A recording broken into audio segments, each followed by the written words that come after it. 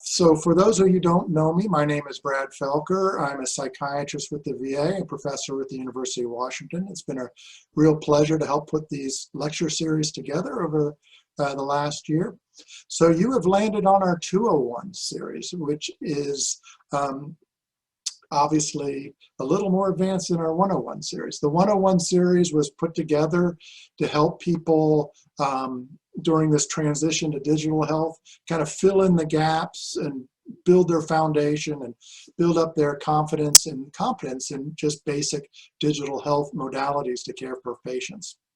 The 201 series, which is open to all, you don't have to have completed the 101 series, is for those of you who would like a little more, are now like excited and want to like, ooh, I'm digging this digital health stuff, want to take it to the next level and start incorporating other types of technologies. So the 101 series, Cara will talk about at the end on how to access. We've recorded all of those. They're all available for you. And we'll also go over the 201 series, our future speakers as well. And like I said, we got a good one today, trust me. So first off, we're being sponsored by the Behavioral Health Institute for this lecture series. We want to thank them. Next slide.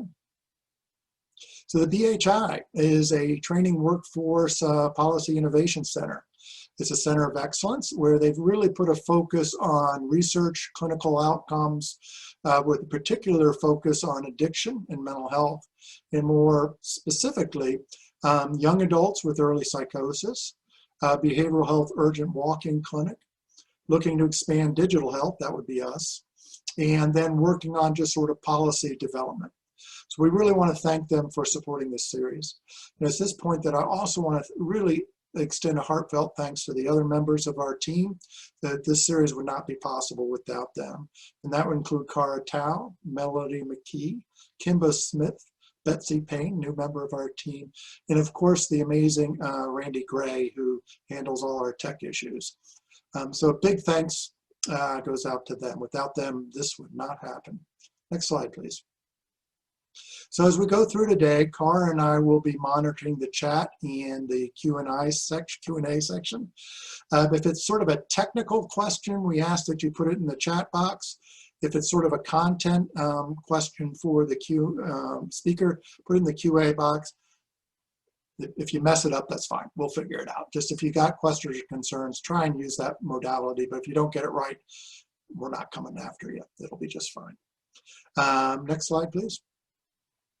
Okay, time to do our disclosures and keep all the lawyers happy. None of our speakers, including our speaker today, has any disclosures to report. And in fact, our entire planning committee, none of us have any disclosures to report. So we're all squeaky clean from that perspective. Next slide. And of course, let's keep those lawyers happy. An unhappy lawyer can make your life quite miserable. Any information provided in today's talk is not to be regarded as legal advice. Today's talk is purely for informational purposes. So keep your lawyers happy. Don't let them get bored. Bored lawyer is a terrible thing too. So consult with your legal counsel should you have any particular questions in those domains. Next slide, please.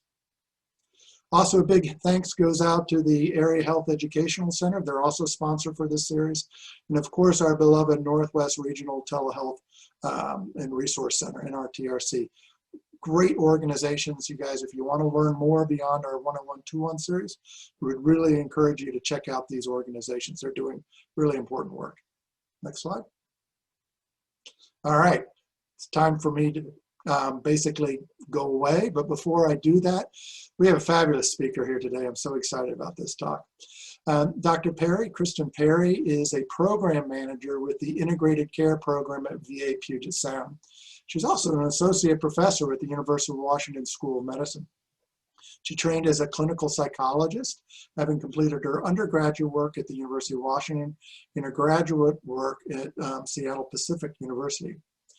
Her area of focus is really on population-based care, behavioral health, and using technology and digital health and integrating that into care. She's also very interested, God bless her, in clinical documentation and coding. Yeah. It's a good thing there are people like you out there, Kristen, because I'm not one of them. So she's really good at that stuff. In her, when she's not busy saving the VA, she's in her private life, she really enjoys weight training and reading just for fun. So that's the official introduction. But I got to say also, I have had the privilege of working with Dr. Perry for years now. She's really outstanding. She's, besides being an incredible administrator, leader, she's an outstanding clinician, and as you're about to see, an outstanding educator.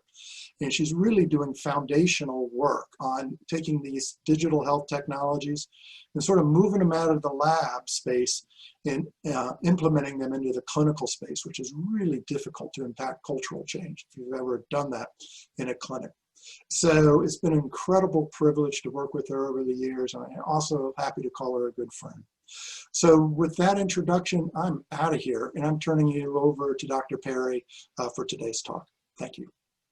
Thank you, Brad. And it is mutual love and respect. I'm very happy to be here and have so enjoyed these opportunities. So thank you for the invitation. Yes, so today we'll be talking a little bit about apps and how to actually use that in clinical practice.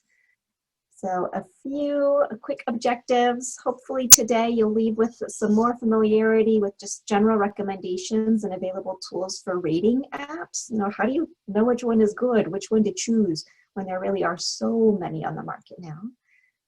Hopefully you'll get a better understanding of how to use some informed consent when recommending or introducing these types of technology pieces to patients.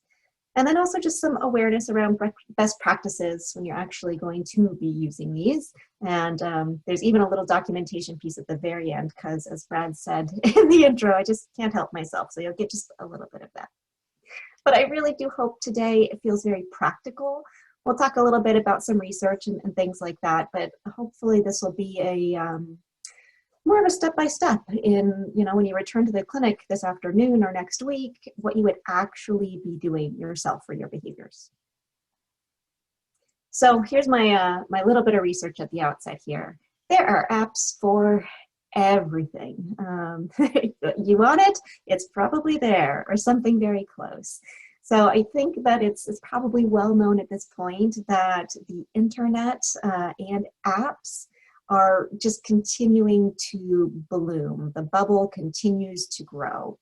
And if we think specifically then about mental health apps in the app realm, there's about 1/3 that are disease specific within the app space. And a lot of the research studies that have been done are showing generally positive results. I will say the research quality is highly varied, and so that takes a little bit of digging sometimes, but in general, we're seeing that there isn't a ton of harm happening. We're seeing a lot of kind of treatment the same as usual, or maybe a little bit better augmented. There are some potential benefits worth considering. So using apps in treatment can give you better real-time monitoring of treatment adherence, helps you better understand some of those adherence behaviors, better understand or get an idea of what's actually happening in between sessions, and increase some of that engagement and care. So here's something that you can take with you to practice and consult with and track between today and our next session. It can help then post-treatment. They can still take that with them and continue to use those app skills or reminders or whatever it is to stay on top of mental health, even post-treatment. Lots and lots of psychoed materials. So if you want to get away from paper copies for some things, or patients don't want paper copies, that's an easy way to do it. And there's a ton of self-guided interventions now too. So it's, again, it's growing. There's lots of ways that you can be using apps to assist in care. And so to try and help illustrate today as we go through, there's one app in particular that I'll be using for my examples on how I would do this in session or in practice. So COVID Coach is an app that's been developed by the National Center for PTSD with the Department of Veterans Affairs. So I guess disclosure, as you guys know, I work for the VA. I use a lot of VA specific apps in my practice. And this is one in particular that's been on my top list the past couple of months since it came out. I've really enjoyed using this app clinically, and I've actually used it also personally. And so I thought it's a highly applicable app for a variety of tools and techniques and treatment options.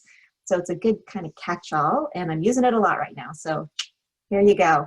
If you wanted to download this now while we're talking today, so you can follow along even within the app or within some of the slides, feel free. You can certainly delete it at the end of today if you don't like it, and it is free to download. So if it asks you to pay, don't do it. It's not the right one. But we'll be using this to illustrate. All right. So how did I even decide, though, that maybe I want to use this app or that I would even be recommending it? Now, there are a couple of informal recommendations that I would say keep in mind all of the time. So it's best to look for apps that have been developed by well-known organizations or universities. Often there's a user manual, a clinician guide. If those exist, open it up, take a look, see what's happening. And no matter what, download it yourself. Open the app, click on all the tools, see what's happening. So rather than basing something off of just a recommendation or, gee, that title looks good, make sure that you dig in yourself a little bit first. So those are the informal side of the house. Now, of course, there's also some formalized assessment tools that we could be using. And the two in bold here, so the APA App Evaluation Model and OneMind Cyber Guide, I'll dig into a little bit with you here because I think that they are very practical, quick and easy to use overall. The Health Informatics Checklist and the Mobile App Rating Scale, the MARS, and there's actually another version of the MARS called the User Mobile App Rating Scale, or the UMARS. Those ones are a little bit more applicable, I would say, in a research arena. And the MARS in particular, you'll see that used most frequently in app-related research. And honestly, if you compare all four of the formal tools on this page, there is a huge degree of overlap in the questions that are being asked or assessed. And so don't just take my word for it. If this is something that you really want to dig into, look at all four. Pick the one that speaks to you, that's easiest to get through, that meets your needs, and use that one if you're looking for a more formalized tool. But again, those first two are the ones that I'm finding most useful for my practice. So the APA, their model has this initial screener with 8 fundamental questions. So it's designed to give you sort of a yes, no, continue in this screening land, where as you go through the fundamental questions, it's followed up by 5 steps. Each step has an additional 5 to 9 questions. And the areas listed here, background, privacy, safety, foundation, usability, and therapeutic goal are covered in those 5 steps. And it's asking you a yes, a no, or an unsure at each of those questions. And you can choose along the way then, if you're seeing, gosh, I've got a lot of no's happening here, you can stop. You don't need to get all the way through. Versus if you have a lot of yeses or a lot of unsures, you may continue through the model. So this one in particular, the questions I would say when I've tried this one myself to get through all fundamental questions and all steps takes me anywhere around 30 to 45 minutes, depending on how easy it is for me to find some of the information. I'm not sure if I would rate myself as a fast finder or a slow finder when it comes to the answer to all the questions in this tool, so take that for what you will. That's simply one person's data. But they do also offer example evaluations. And if you're able to read some of the ones on the screen here, this is what it looks like when you go to the example evaluations page for APA, and it'll show you how someone else on their professional panel of experts, how they have filled out the questions for this specific app, like the T2 mood tracker, What would an expert panelist say compared to perhaps what some of your answers were? That'll give you a little added feedback on where you're at with some of the familiarity or what someone else might think. One of the things that continues to just expand my brain every time I do this talk is every time I go back to these tools, they've grown. So when I gave this talk over the summer, I want to say that there were maybe 8 to 10 app samples on this page. And now you can see we've got quite a few more. This isn't even quite all of them. I had to cut off the pictures so it would be at least somewhat readable. But I would say it's a good reminder to bookmark pages rather than print something and save it hard copy style, because things are changing all the time in the land of technology, but that there are samples available. I will shout out that there is not a sample available for COVID Coach on the App Advisor site, but you could use still the questions on your own to move through that guide for that app. Now, Cyber Guide is another one that has just really expanded over the last couple of years. So Cyber Guide is a nonprofit project, and they are trying to help their users get a better idea of what technologies are available and some of the quality of those technologies for living a mentally healthy life is the sort of catch on their webpage there. But they give their own expert scoring as well on things like credibility, where they look at the research that's been done, the rigor of the development that went into the app, how popular it is, how clear the features are. They do use the MARS, so you'll see that mentioned here on their webpage for specific apps. And then they also have a scoring for what they call transparency, with data storage and collection policies included there. So if you were to go and use their site to look up an app like Headspace, which is a very common one, I imagine many of you have heard of this. In fact, I think Netflix even has a special on how to use Headspace now. So there's another option to learn more. But you can see that Dr. Nancy, and I'll probably mispronounce her name here, but I'll call her Nancy Haig. She has weighed in on these different ratings, and you can read her full report with all of the details. There's also that nice kind of pros and cons highlight at the top of the page. You can delve into all of the different information that had already been collected on this app to help inform your decision. Bottom line though, none of these tools are going to give you a thumbs up or a thumbs down, or say, yes, this one is definitely good, or no, that one is absolutely terrible. It still all comes down to your clinical judgment. So as you're reviewing this information and thinking about whether or not it seems like a quote good idea, you get to make that final call. So if I was doing my own assessment then for COVID Coach and thinking about those informal recommendations, I often start with my friend Google. And so I just put COVID Coach in the search box, see what pops up. Oh, hey, guess what? It's easy for me to then look at the App Store and what some of the ratings are. And actually, the rating on this had increased from the last time I did this presentation. It was at a 4.6 before. We're now up to a 4.8, which is exciting to see, with some of the different critiques highlighted.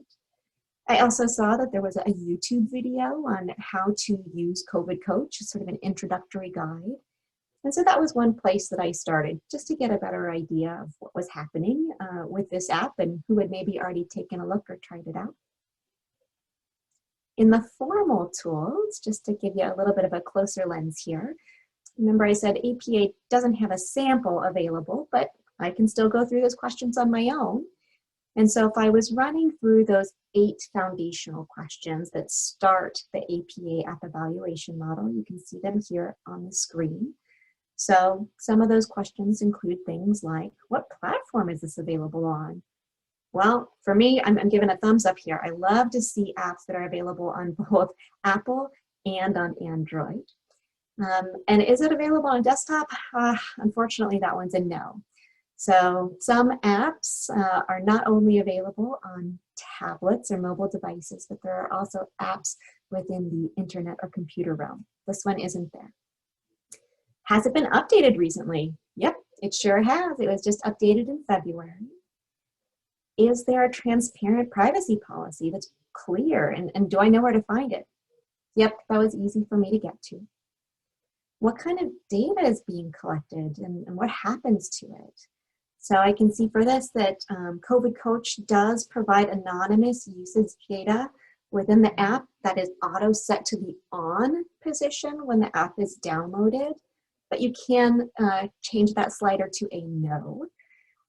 Now that said, it is anonymous even when it's set to the on. So that means no collection of PII, no location collection, no sensitive data, and the app information says that the usage data is never shared or sold. Is there any evidence that there's some benefits? And there are a couple of different examples here. So I didn't find any research studies from academic institutions, but there certainly is end user feedback in reading those reviews that are available in the different app stores.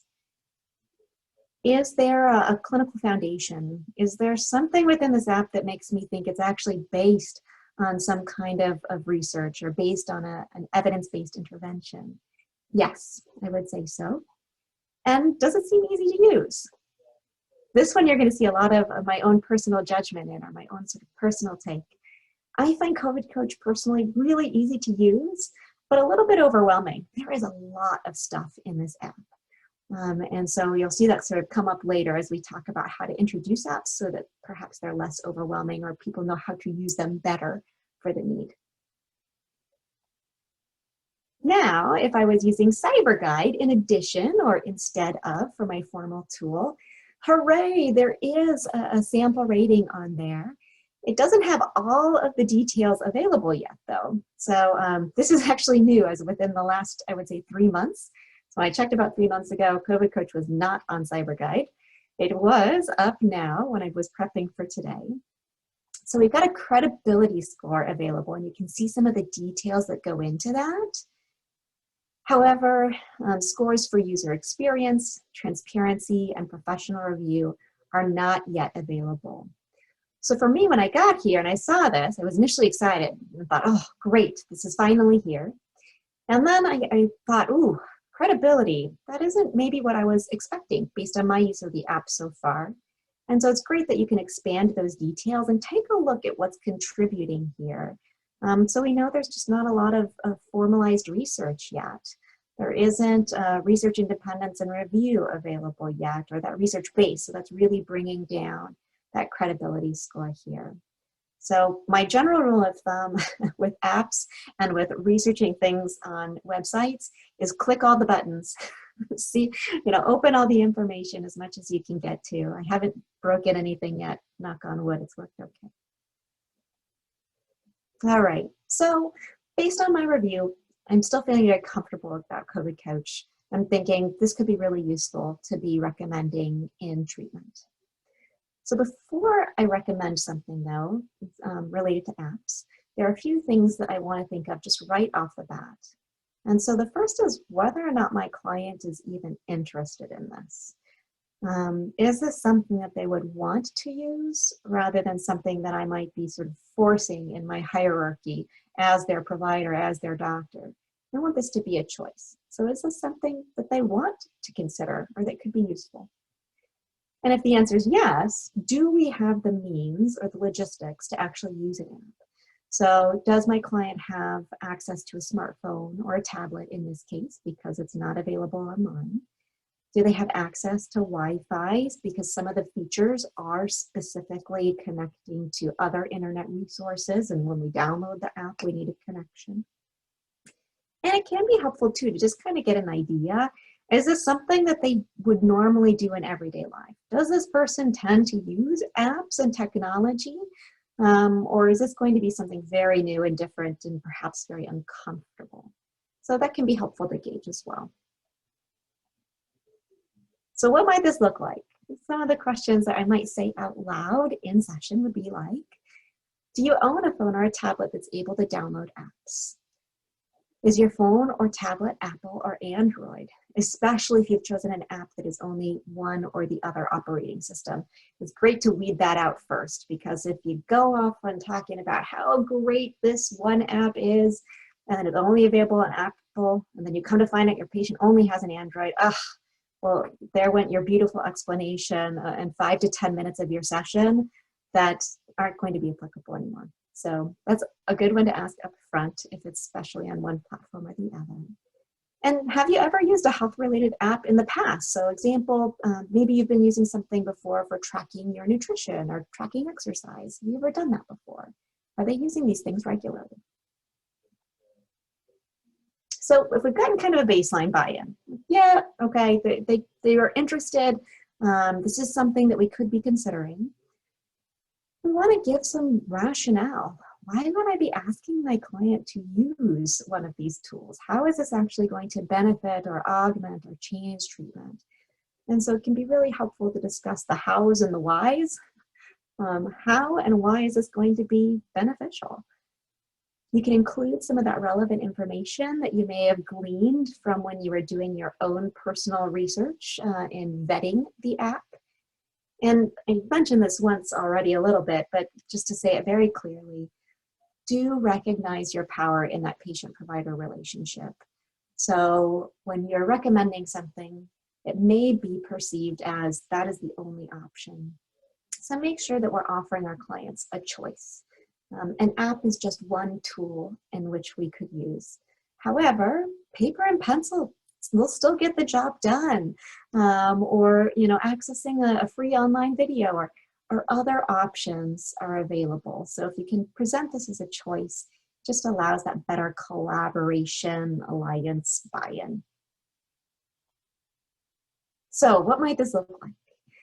If I was sitting down with one of my clients and recommending COVID Coach, I might say something like, COVID Coach is an app that was designed by the Department of Veterans Affairs, and it's free to download. There's no identifying information that's collected when you're using the app. And it has several different features that you're welcome to explore, but in our work together, I would be asking you specifically to use the features for tracking your mood each week and for goal setting. Now, alternatively, I can provide you with paper handouts for tracking mood and goals during treatment. I'm open to what's going to work best for you. What would you prefer? So we're presenting that choice with some brief rationale. You don't need to, pull out your app rating tool and show them every single question unless that would be useful. But a nice summary with some reasons. All right, so we're going to assume that my magical client has said, yes, Krista, this sounds like a great idea still. Let's keep talking. Let's keep thinking about this. So we got to download the app. When I can fit this into a session, love to do it then.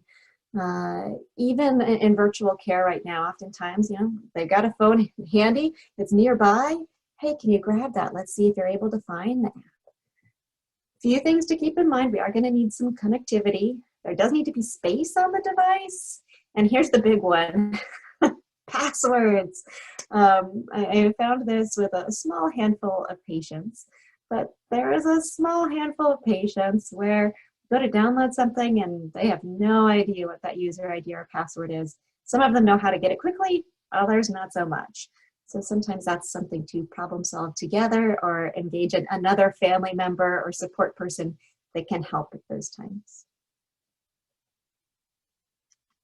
Now, once an app is downloaded and it's on the device, there's this end user licensing agreement. So this is technically a legal agreement that specifies the terms and the conditions of use. So this is a place where if you're evaluating an app, I would pause and read, because this is going to give you that information on things like data tracking, privacy, potential charges or payments, and the use of other features on your device, like tracking location. So this is a good place to pause, which I will fully admit, historically, I haven't always done in my personal life. It pops up, I see a bunch of miniature text, and I hit OK and move on. And a lot of apps are kind of designed that way. So, for example, when you open COVID Coach for the very first time, the EULA pops up. And you can see the big dot, dot, dot on the screen here. That's because you got to keep scrolling and scrolling and scrolling. It's not a short document.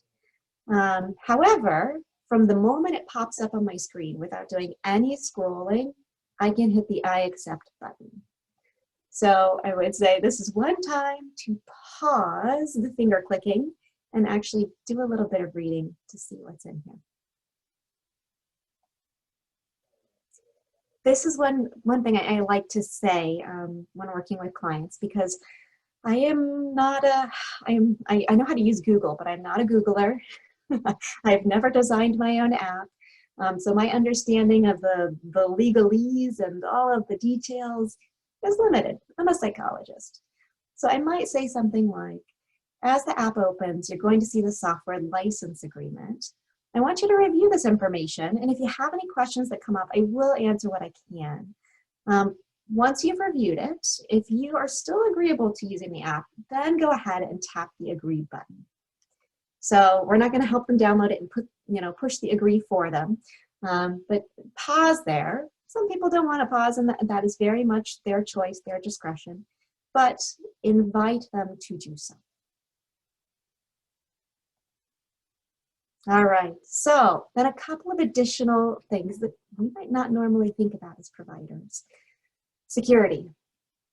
So we want to keep in mind that any data that's been created by the user is only as secure as the phone or the device itself. And so there are 3 different levels of security that can be helpful to think about, or at least just give some very brief information or education on when we're talking about apps with our clients. 1 is the operating system, 2 is the device settings, and then 3 is the app settings. So if I'm thinking about the operating system, we want to have this updated on a regular basis because this is meant to fix all of those bugs and vulnerabilities that are being discovered repeatedly over time. Now, a lot of devices do this automatically. I think my iPhone had an update this week that it just did all on its own while I was sleeping one night. But not everybody has that feature turned on, or perhaps they haven't had their device connected to a Wi-Fi or something along those lines. So it's helpful to check if we're up to date. We want to remind them that keeping the operating system up to date is going to help maintain security and privacy. So sometimes I'll say, hey, do you know if your operating system is up to date on that iPad or that iPhone or whatever they're using? And if someone isn't sure, or if you aren't sure, it can always be found in the settings for both Apple and for Android devices. So going into settings and just taking a look, it's usually decently easy to find in there. Now, in terms of the device itself, right, is there a password or a passcode or one of those, biometric fingerprint or, geez, we're getting so fancy, Face ID that's being used to open the device? Some devices do have additional options for encryption for the data or the device itself. If someone is using an iCloud for storage, some of the apps will feed to the iCloud and save the data there. So it's one more place to keep in mind. I hope I'm not overwhelming. It's okay. Remember, we're basic. We're providers, but we want to still know the basics of these. So something that I might say to capture this is, do you have a passcode set up on your phone or tablet? Sometimes this is the place too where I'll ask if you share. Do you share your phone or your tablet with any of your family or friends where they would also have your passcodes? And do you use any backup storage devices such as the cloud? Last but not least, the app itself. So some apps allow for that added level of security where the app itself requires a passcode or a thumbprint or something like that to access it. So not only do you need to then sign into your phone, but then sign into the app itself. And that can be especially useful for those folks who might be sharing a device amongst family members or friends. This is one more way to keep things a little bit more secure. The unfortunate caveat here is this is not, I would say, a common feature on most apps. There are a few that I found that have this added layer or level of security. Some of them force it during setup. You have to, do it just as you're getting through the EULA. Others, you need to find it within the features. So COVID Coach does not have this built in right now. So it's not even an option on that app. All right, so we've had my magical client say, yes, Kristen, this sounds great. We paused, we looked at the EULA together. My client's operating system is up to date, doesn't share a device with anyone, and we've got a passcode on the phone already. We're good to keep moving forward. Okay, so now I want to talk about how is this going to be used? What are we going to be actually doing with this thing? So I've tried it before. You know, I work in primary care, and my sessions are usually about 20 to 25 minutes.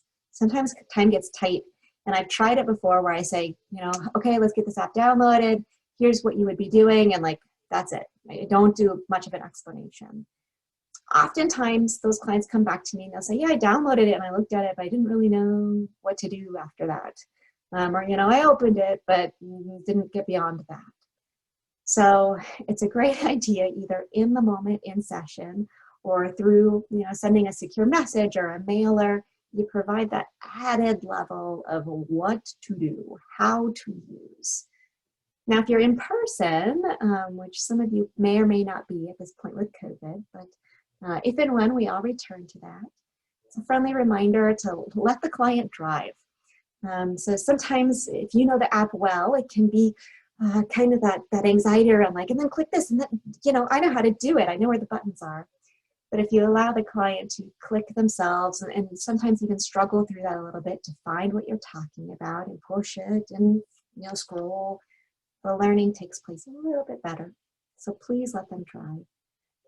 If you are modeling use of an app, so personally, I often use an iPad myself when I'm modeling an app with a client, either in person or over the video screen. You want to be mindful that you can do some screen sharing. If you've got one of those user guides with screenshots, you can certainly share that easily, especially over a video appointment. But if you're using a personal device, be thoughtful about what you might unintentionally share or show. So if your personal lock screen or background has some kind of picture of you and your kids or your spouse or whatever it might be, I would consider that a personal piece of information. Or if you're in the middle of modeling and a text comes through from someone and the text pops up on your screen, and you know, you can always read those first few bars, we better hope that's a safe text to be sharing. So you can put your own device of modeling into airplane mode so that those things don't come through and get in your way. Just be mindful. So if I was going to be talking to my magical client today about how we're going to be using this app, I might say something like, okay, so let's open the app and we'll go over some of the features together. We're going to start with tracking mood. So on the home screen, you see that image there on the bottom left side with the bench and an animal, and it says mood check once we click in. So then there's that option that says track mood. Okay. And so as a reminder, we're going to use this questionnaire to help us better understand your response to treatment, and it'll alert us to when changes might need to be made. So let's click Get Started, and we'll walk through the items together this first time. So if I was doing this in real life, it's now going to take us through the PHQ-9 together. All right, we're going through all the questions. Client is putting in the answers. Okay. So you see now at the end here, you get some immediate feedback about your total score. And I'm curious to get your thoughts here. Does the feedback seem accurate about how you've been feeling? So we're going to kind of integrate this into the assessment piece of my session. All right, so we've done that. Now, let's set a reminder to repeat the questionnaire again 1 week from now, because remember we talked about tracking your mood every week, 1 time a week. So do you see that clock icon up in the right-hand corner? Great. I want you to click on that and then move the little slider so that the track mood reminder is set to the on position. And you'll see now it's going to ask us to pick a day and a time. So what day of the week and time of day do you think would be best for you to do this each week? Okay, we're going to set it. Great. So I'd like to be able to view the results with you at the start of your next session. So we'll check it again then. So we're talking about exactly what to do, describe it, take pauses. Aha, here's my documentation slide. A few thoughts here. So a few things that you might want to put into your note are what app you're recommending, why you recommended it, how you're going to use it. There was some sort of consent, and we were agreeing. So I might just put a blurb that says something like, recommended use of Code Coach app for weekly tracking of mood, it's the PHQ-9, and anxiety, VG87, to assist in monitoring response to treatment, provided informed consent regarding rationale for use, privacy, and security. Ms. Jones was agreeable to this plan and voiced her consent. There we go. My treatment plan section done. All right, but if this is new and you want to get started in trying it, that's a lot to get through. So what might you do first? I would say find 2 or 3 apps that tend to speak to the majority of the things that you're seeing coming through your door, or the common things that you're assigning for homework. So if you're doing a ton of prolonged exposure, hey, prolonged exposure coach might be a good one for you. If you're doing a lot of insomnia work, hey, insomnia coach might be a good one for you. So pick 2 or 3 that would meet a large portion of your client panel. Do a little bit of homework to make sure they're, quote, good, that you feel comfortable with those apps. They make sense clinically, logically, the research is looking good, or what's available is looking good. And then practice the recommendation to yourself. I mean, say these words out loud. It's always different in the brain versus when it comes out of the mouth. At least that's my experience. So practice it with yourself or a friend or a colleague. Say the words. And then start using it in session when it seems like it might be a good fit. So start making those recommendations. My top go-tos right now, if you're curious, COVID Coach, loving it. Some of the things I'm using this for quite a bit are around relaxation, self-care, and well-being exercises. One thing I'm just trialing right now is they recently released a 30-day guide on how to use this app, and there's one tool each day of the 30 days. So I'm playing around with that to help me and clients be more guided through the app. I use Insomnia Coach quite a bit because I do a fair amount of cognitive behavioral therapy for insomnia in my work. I really love the sleep diary function, the sleep education, the relaxation features in there, and the worry time. So even when I'm not doing a specific CBT protocol, but I want someone to do something like worry time, I'll sometimes use that app in particular. My Fitness Pal, so I co-facilitate a weight management class right now. I often recommend this for the tracking for nutrition and exercise. Those things can be downloaded into a PDF and then emailed to me as the provider in a secure message so I can review the data from the patient. And then Breathe to Relax. This is my go-to for if we're really focusing on diaphragmatic breathing. I love how customizable that app is. So you can change the voice, you can change the breathing metronome, the breathing rate, the pictures, the music. There's just a lot that can be done. But I would never know that if I didn't open the app and play with all the poking the features myself or doing a little bit of research.